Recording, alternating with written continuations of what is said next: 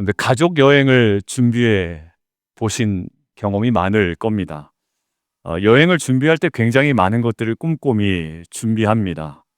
그런데 숙소 예약도 하고요. 그리고 짐도 싸야 하고, 그리고 맛집도 요즘은 찾아봐야 되고, 마지막으로 중요한 건 경비 계산도 해봐야 됩니다. 그런데 그러한 계획을 잘 짜놨음에도 불구하고 내비게이션에 목적지를 잘못 찍는다면 엉뚱한 곳에 도착을 하게 되는 거죠. 내가 예약한 숙소는 없어요. 또 부랴부랴 다시 이동해야 됩니다. 그러니까 결국 목적지가 온전하지 못하면 그 모든 사전 준비가 무의미해지는 것들을 우리는 때로는 경험하게 됩니다.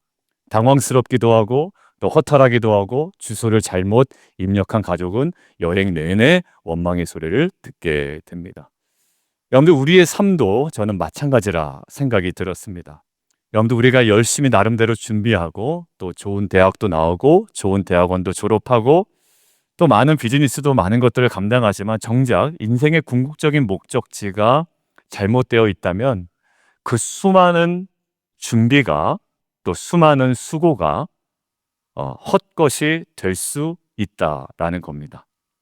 여러분들 저희가 8월 한 달 동안 거룩한 산 제물로서의 삶을 우리가 함께 나누고 있는데 거룩한 산 제물로서의 삶도 마찬가지라 생각이 듭니다. 우리는 거룩을 입고 말씀의 뿌리 내림을 통해 뭐 한다고요? 준비되어진다라고 이야기를 나눴습니다. 처음에는 준비였어요. 파운데이션. 두 번째요. 자기 부인과 기다림의 훈련을 지나면서 우리가 더 성숙해집니다. 여러분들 그래서 오늘 우리가 결론 맺고자 하는 것은 그거예요. 진정한 산 제물의 삶은 궁극적으로 오늘 5번째 주일 하나님이 정하신 목적으로 또 그 목적을 위한 헌신의 삶으로 우리가 열매 맺기를 원한다라는 거죠. 많은 수고와 준비가 결국 어디요? 하나님이 원하시는 목적 안에 열매 맺는 인생이 진정한 산 제물로서의 궁극적인 모습이라고 저는 믿습니다. 그래서 오늘 말씀을 통해 목적에 헌신하는 산 제물로서의 삶은 또 예배자의 모습은 어떠한 것인지 오늘 두 가지를 통해서 함께 묵상하면 좋겠습니다. 오늘 첫 번째 대지 함께 읽겠습니다. 시작.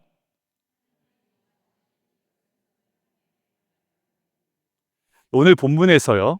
사도 바울은 특정한 행동에 관해서 이야기를 하고 있는데 어떤 이야기일까요? 요즘에 계속 제가 성도들과 함께 하고 있는 달리기에 관한 내용입니다. 여러분들 13절, 14절 핵심을 함께 좀 읽어보도록 하겠습니다. 조금 추렸습니다. 같이 한번 읽습니다. 시작.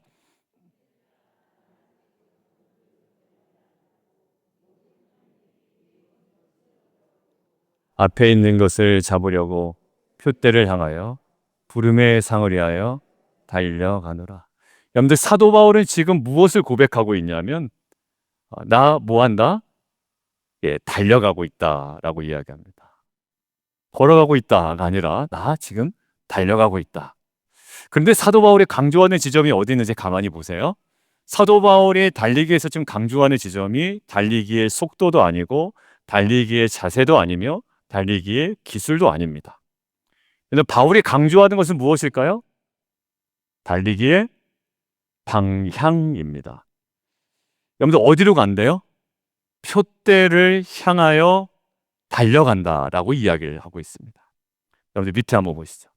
여러분들 표대라고 하는 말은요, 스코포스라는 헬라어인데 어떤 경기장에 무엇을 얘기한다고요? 결승선을 이야기합니다. 여러분들 트랙이 있어요. 출발점이 있으면 400m의 결승점이 있고요. 1000m의 결승점이 있고요. 3000m의 결승점이 있습니다. 여러분들 그리고 상이라는 것은 어떤 거냐면 한번 보시죠.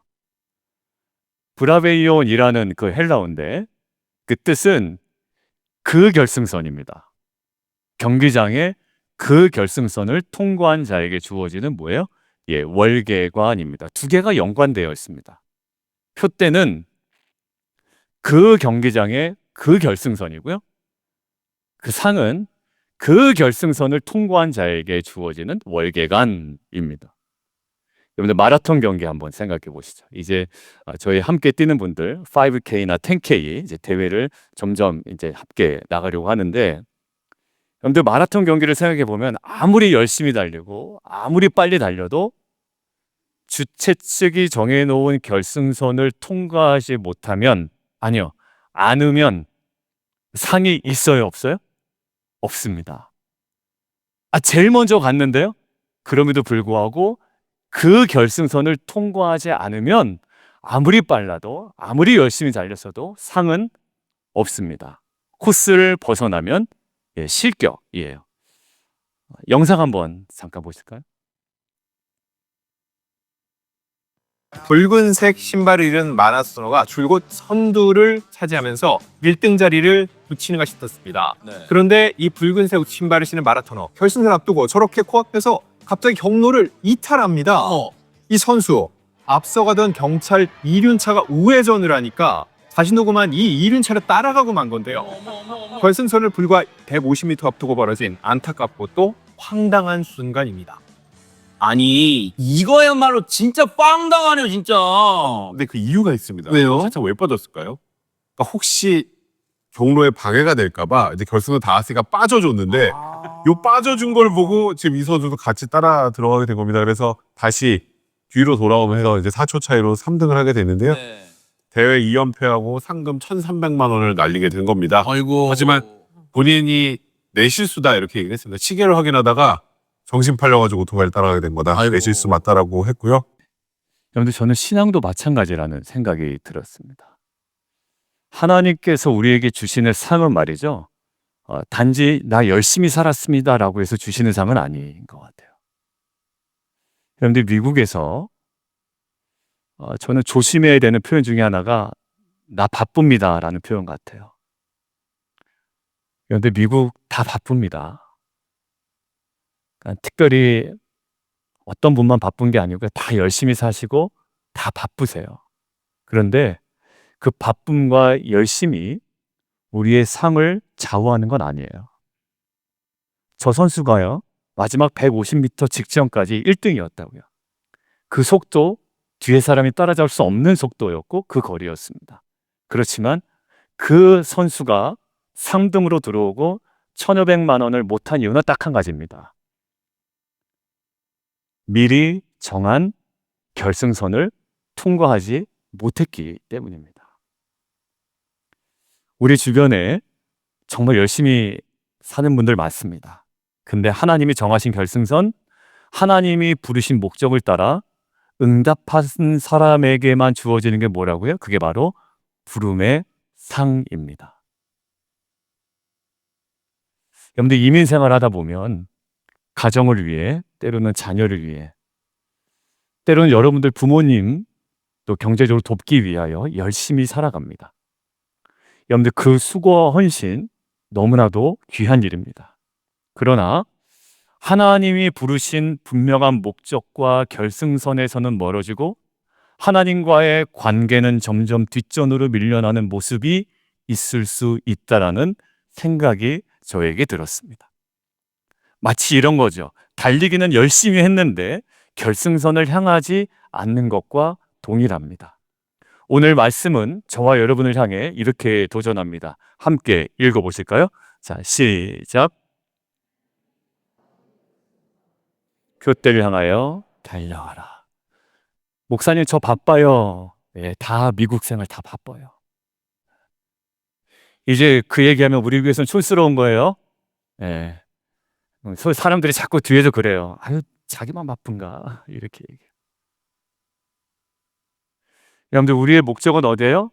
내가 바쁘고 열심히 빨리 살았다가 중요한 게 아니라 하나님이 정하신 결승선을 향하여, 표대를 향하여 달려나가고 있습니다라는 고백이 저와 여러분의 산 제물로서의 고백이 되어야 될 줄 믿습니다. 여러분들, 어제 토요 달리기를 마치고 어제 또 새롭게 조인하신 분들이 많아요. 그래서 마침 새롭게 조인한 성도님 부부와 이제 달리기를 마치고 교회로 이렇게 걸어오고 있었습니다. 근데 그 상황을 들어보니까 그 가정이 지금 정말로 기다림의 시간을 지나고 계시더라고요. 그런데 그 기다림의 시간 가운데 그 두 분이 이렇게 얘기하시는 거예요. 지난주에 말씀이 딱 그 말씀이었습니다, 목사님. 기다림의 시간 안에 말씀과 기도 앞에 멈추는 것이 중요합니다. 라고 고백을 하셨어요. 그러고 보니까 새벽에 나오셨어요. 그리고 기도하셨고 아마 그게 그 기도 제목이 아니었나라는 생각을 제가 했습니다. 저는 그 이야기를 들으면서 마음이 좀 깊은 감사가 왔습니다. 뭐냐면 결국 이러한 기다림의 시간이 많은 것들이 있지만 하나님께서 정하신 목적과 그 결승선을 분별하는 시간이요. 또 그것들이 우리 안에 기도 가운데 분별되었다면 담대히 걸어갈 수 있는 출발점이 되기 때문인 줄 믿습니다. 여러분들 지금 기다림의 시간에 말씀과 기도 앞에 멈춰서요. 그리고 새벽에 나와 기도합니다. 여러분들 그때 하나님께서 어떻게 해요? 하나님께서 정하신 결승선과 목적을 알게 하신다고요. 여러분들 그 집사님 가정은요. 제가 보기에 우리 교회에서 둘째 가라며 서로 할 정도로 진짜 열심히 최선을 다해서 살아갔습니다. 회사 일도요. 요령 피우지 아니하고 정말로 최선을 다해서 하세요. 근데 그 지점에 또 다른 기다림의 지점이 있었고 그때 하나님께서 분명한 목적과 하나님이 정하신 결승선이 무엇인지를 분명히 깨달아 알아가는 은혜의 시간이 될 줄 믿습니다. 여러분들 우리의 어제 함께 나눈 그 집사님 가정 외에도 지금 사실 수많은 기다림의 시간을 지나고 있는 분들이 계십니다. 어떤 분은 새로운 진로를 고민하고 또 어떤 가정은 새로운 비즈니스를 지금 구상 중에 있고 어떤 분은 다음 길을 찾지 못해 좀 답답한 가운데 있고요. 특별히 우리의 자녀들 중에는 새로운 진로로 변경하고자 하는 자녀들도 있습니다. 그런데 그 기다림의 시간은 제 담임 목회자로서 지금 마음에 드는 건 그 기다림의 시간은 결코 헛된 시간이 되지 않을 줄 믿습니다. 하나님이 정하신 결승선을 분별하는 가장 귀한 시간이 될 줄 믿습니다. 여러분들 제가 간절히 기도하는 것은 이 기다림의 시간들 속에 우리 성도님들이 말씀과 기도 앞에 멈추어 설 때 그곳에서 하나님께서 정하신 이 결승선을 발견하는 귀한 은혜가 있기를 주님의 이름으로 축원합니다. 그리고 그 발견한 그 길을 담대하게 믿음과 소망 가운데 걸어가는 저와 여러분 되기를 주님의 이름으로 축원드립니다. 여러분들 결국 신앙은요 속도의 문제도 아니고 열정의 문제도 아니고 어떤 잔기술의 문제도 아닙니다. 어디예요? 정확한 방향의 문제라는 거예요. 산 재물은요 무턱대고 열심히 사는 자가 아니라 하나님이 정하신 목적과 결승선을 분별하여 그 결승선을 향해 자신을 온전히 내어드리는 자인 줄 믿습니다.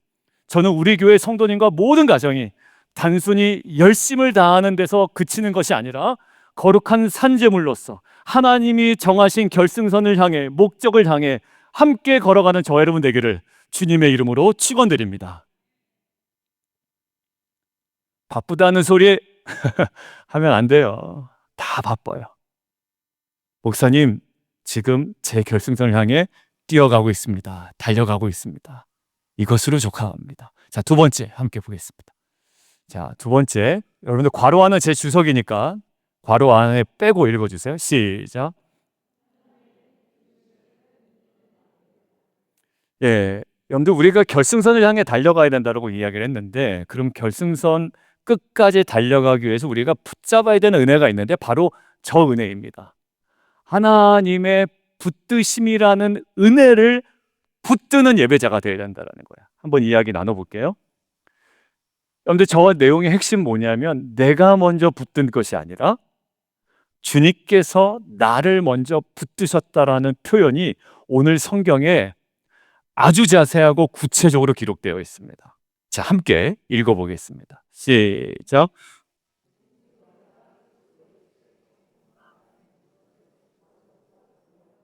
자, 여기서 잡힌 바 되었다라고 되어 있죠. 자, 그게 뭐냐면 카탈람바노라고 하는 헬라어인데 이것은 단순히 손을 잡았다라는 의미가 아니라요.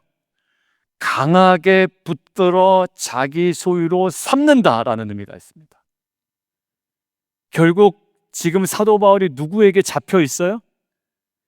그리스도 예수께 잡혀 있어요. 그리고 예수님은 사도 바울을 향하여 뭐라고 주장하신다고요? 너 내 거야 라고 주장한다고요. 사도 바울이 먼저 잡은 거예요? 아니면 그리스도 예수께서 사도 바울을 먼저 잡으셨습니까? 그리스도 예수께서 사도 바울을 먼저 잡으셨고 이 잡힌 바 된 은혜를 사도 바울은 잡고 가는다라고 이야기를 하는 거예요. 여러분들 결국 바울은 어떤 사람이었는지 가만히 보면 예수님을 믿는 사람 핍박하던 자였죠. 근데 다메섹으로 올라가던 길에 누구를 만납니까? 예수를 만나요. 그리고 예수님이 찾아오세요. 근데 사도 바울이 스스로 내가 회심하겠다 결정한 건 없어요. 전혀 그렇지 않았습니다. 그런데 회심할 마음도 없고 진정한 예배자가 될 마음도 없는 사도 바울에게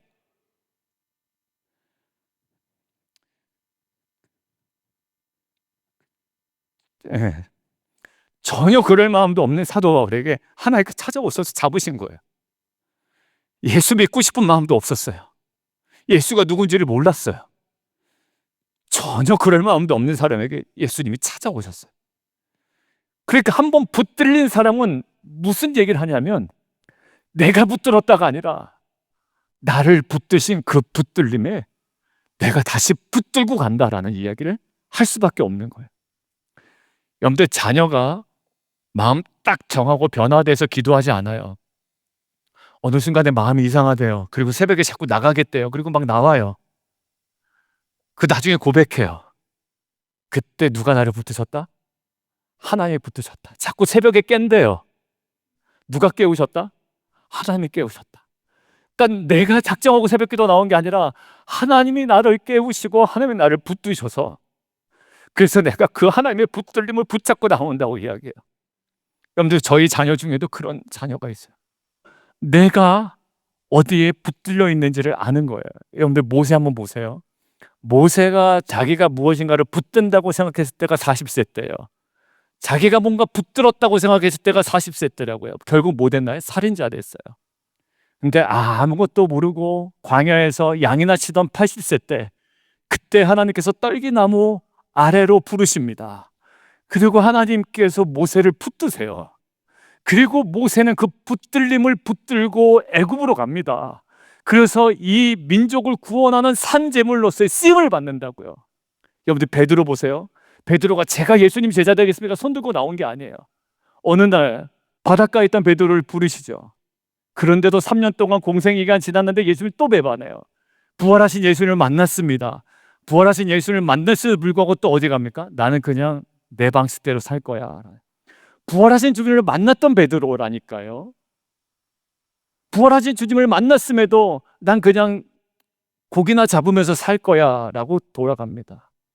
근데 주님 찾아오시죠. 그리고 조반을 준비해 주세요. 그리고 내 양을 치라, 내 양을 먹이라 말씀하세요. 누가 먼저 붙드셨어요? 주님이 먼저 베드로를 다시 붙드셨죠. 베드로는 그 붙드심을 붙들고 따라간 것뿐입니다. 사랑하는 성도 여러분, 지금 우리가 스스로 믿음을 붙잡고 서 있는 것처럼 보이지만 사실은 주님께서 우리를 먼저 붙드셨기 때문에 오늘 우리가 여기 있는 줄 믿습니다. 여러분, 한 아이가 우물에 빠졌다고, 지나가는 강물에 빠졌다고 생각해 보세요. 아이가 스스로 헤엄쳐 나올 수 없습니다. 누군가가 먼저 뛰어 들어가 붙잡아 줬기 때문에 그 아이가 붙잡은 손을 붙잡고 나온 겁니다. 여러분들, 아이가 어른 손을 붙잡고 나온 게 아니라 어른이 그 아이 손을 붙잡으니 그 붙잡은 손을 아이가 붙잡고 나온 거라는 거예요. 결국 먼저 붙드신 은혜가 저와 여러분의 삶 가운데 있는 줄 믿습니다. 아무것도 없는데 붙잡고 살아야 되는 인생이 아니라 먼저 붙드신 그 은혜를 붙잡고 살아가는 것이 산제물로서의 저와 여러분의 영광스러운 삶인 줄 믿습니다. 여러분들, 이 자리에 계속 기다림을 지나고 계신 분들이 있습니다. 많아요. 의외로 많아요. 앞날이 보이지 않고 또 나의 부족함 때문에, 한계 때문에 마음이 눌릴 때도 있습니다. 그러나 꼭 기억해야 됩니다. 지금까지 우리가 지내온 것, 그리고 이 자리에 우리가 서 있는 것, 우리가 힘이 있어서가 아니라 주님이 우리를 강하게 붙드셨기 때문인 줄 믿습니다. 우리 교회가 5가정, 6가정으로 시작했는데 참 많은 성도가 늘어났죠. 여러분들 6년, 7년 지났는데 정말 제가 아까 찬양하는데 막 울컥하는 거예요. 목사님 찬양 인도 잘한다, 이런 마음도 있고, 안 했으면 제가 계속 또 찬양 인도하고 목 쉬네 안 쉬네 이럴 텐데, 그리고 성도들이 뒤에서 부르는 막 찬양이 막 이렇게 힘있게 느껴지는 거예요. 그리고 우리가 왜 모였습니까? 여러분들 저를 기쁘게 하여 모인 것도 아니고 우리 장로님 기쁘게 해서 모인 것도 아니고 정말 우리가 한 마음으로 주님을 온전히 예배하기 위해 모인 거잖아요. 하나님, 이거 이렇게 감격스러운 일이 있습니까? 라는 생각이 드는 거예요. 여러분들 교회 되면 어떻게 해요? 그 교회를 강하게 붙들고 계신 그 주님의 붙들고 계심에 우리가 감사함으로 붙들고 가는 여정인 줄 믿습니다. 담임 목회자로서의 간절한 바람이 있는데요, 그 기다림의 시간 가운데 그 주님의 붙드심의 은혜를 깊이 누리는 저 여러분 되기를 주님의 이름으로 축원합니다. 난 돈도 없고 아이디어도 없고 뭐도 없고 딱 한 가지 있는 거예요. 주님께서 우리를 강하게 붙들고 계십니다. 2026년도 회개년도를 준비하면 내일 회의를 합니다. 하루 종일 새벽 기도는 있습니다. 새벽 기도하고 제가 이제 가서 우리 그 교회협의회 분들하고 이제 회의를 하루 동안 계속 해 나갈 건데요, 그때도 하나 붙들고 가는 게 있어요. 우리 교회를 주님께서 붙들고 계신다. 내가 무엇인가를 목표 삼아 결승선 찍고 가는 것이 아니라 주님께서 정하신 결승선과 주님께서 붙잡은 그 은혜를 붙들고 한 해 그냥 한 걸음 더 걸어가는 겁니다.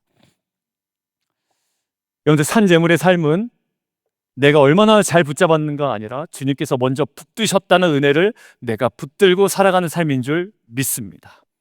이제는 우리의 열심으로 살다가 지치고 넘어지는 자들이 아니라 주님 먼저 나를 붙드셨으니 그 은혜를 붙들고 끝까지 달려가며 주님이 먼저 나를 산재물로 세우셨으니 그 부르심에 응답하는 삶을 살아가는 저 여러분 되기를 주님의 이름으로 축원드립니다. 우리 8월 한 달 동안 리빙 세크리파이스 5번의 설교를 나눴습니다. 산재물의 삶은 그저 열심히 살아가는 삶은 아닌 거예요. 하나님이 정하신 결승선을 향해 달려가는 삶인 줄 믿습니다. 동시에 내가 먼저 붙든 것이 아니라 주님께서 먼저 붙드신 그 은혜를 붙드는 삶인 줄 믿습니다. 다양한 기다림 가운데 계신 우리 성도님들, 오늘 말씀 앞에 우리가 결단했으면 좋겠습니다. 하나님, 말씀과 기도 앞에 멈춰서 하나님이 정하신 결승선을 발견하겠습니다. 여러분들, 열심히 사는 거 좋아요. 그렇지만 먼저 발견해야 되는 거 있어요. 여러분들, 아까도 어제 뛴 집사님이 얘기하더라고요. 목사님, 어제 그 40분 동안 안 멈추고 뛰셨대요. 그래서 다음번에는 제가 요 정도 뛰고 싶은데, 그러면 집사님 그 1.6마일 찍고 거기서 턴하고 돌아오세요. 그러면 한 3.2마일 되니까 그럼 5K 정도 되거든요. 여러분, 어디를 찍고 오느냐, 어디로 들어올 거냐 매우 중요해요. 이민 생활의 함정이 그건 것 같아요. 나 열심히 살았다고 자꾸 이야기해요. 최선을 다했다고 이야기합니다. 근데 정작 제가 목회자로서 바라보는데 방향이 결승선이 아닌 거예요. 하나님이 정하신 결승선이 아닌 거예요. 근데 자꾸 되뇌이는 말은 나 열심히 살았고 최선을 다했고 성공했고 이거 이루는데 내가 얼마나 고생했는지 아냐고 얘기합니다. 고생 충분히 하신 거 압니다. 그런데 이제 산 제물로서 하나님 부르시는 거예요. 하나님, 결승선 발견하겠습니다. 그리고 먼저 붙드신 은혜를 붙들고 끝까지 달려가겠습니다. 우리가 그 목적을 바로 세우고 붙드신 은혜를 붙들 때 우리의 모든 기다림은 헛된 시간이 아니라 결승선을 향한 준비의 시간, 은혜를 깊이 누리는 시간이 될 줄 믿습니다.